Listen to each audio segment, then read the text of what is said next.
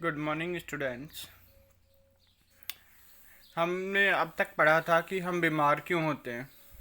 तो क्या होता है कि वह बीमार हो जाता है संक्रमण के कारण, जबकि अन्य बच्चे नहीं। क्यों नहीं होते हैं? क्योंकि उसकी खान पीन, रहन सहन आदि के ऊपर क्या करता है, वो डिपेंड करता है। अब प्रश्न उठता है कि बच्चा स्वस्थ क्यों नहीं है। शायद बच्चे का पोषण ठीक न हो और वह पर्याप्त भोजन नहीं करता हो।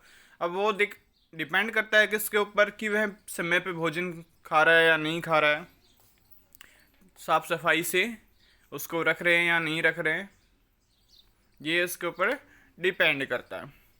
पर्याप्त पोषण का न होना ही रोग का दूसरा कारण है, अर्थात पोषण ना होना ही रोग का दूसरा कारण है। बच्चा पर्याप्त पोषण क्यों नहीं पाता? शायद बच्चे के माता पिता गरीब हों, कि भाई गरीब हैं तभी शायद बच्चे का भरण पोषण अच्छे से नहीं हो रहा हो।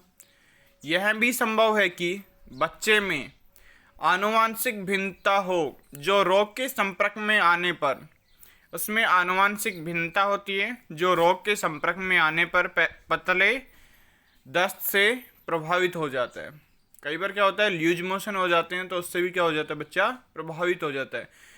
केवल आनुवांशिक विभिन्नता अथवा कम पोषण भी बिना रोग कारक के पतले दस्त नहीं उत्पन्न कर सकते, लेकिन ये भी रोग के कारण में ही क्या होते हैं, सहयोगी होते हैं। रोग के कारण में सहयोगी होते हैं।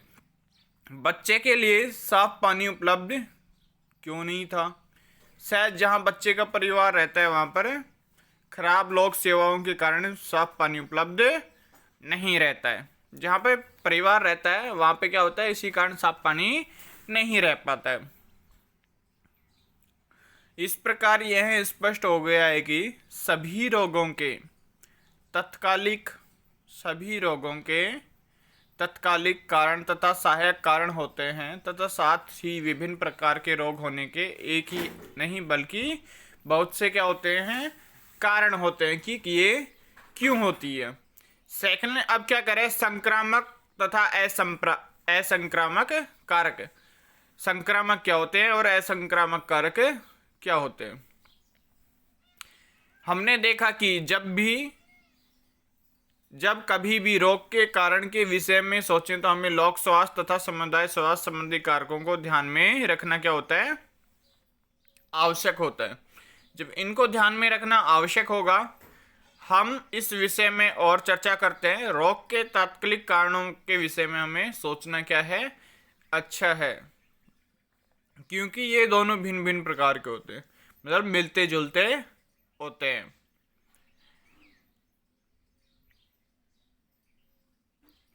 रोग के कारण का एक वर्ग है संक्रामक कारक। जो अधिकांश सूक्ष्म जीव होते हैं, वह रोग जिनके तात्क्षणिक कारक सूक्ष्म जीव होते हैं, उन्हें क्या कहते हैं, हम संक्रामक रोग कहते हैं। सूक्ष्म जीव से क्या होता है, संक्रामक रोग हो जाता है। इस कारण यह है कि सूक्ष्म जीव समुदाय में फैल जाता है और इनके जो साथ होने वाले रोग भी क्या होते हैं, उनके साथ साथ में फैल जाते हैं।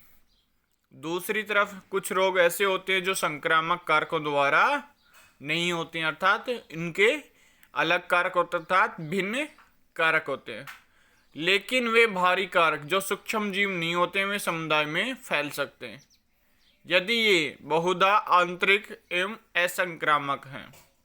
इसके होता है, क्या होता है कि बहुधा आंतरिक और असंक्रामक होते हैं।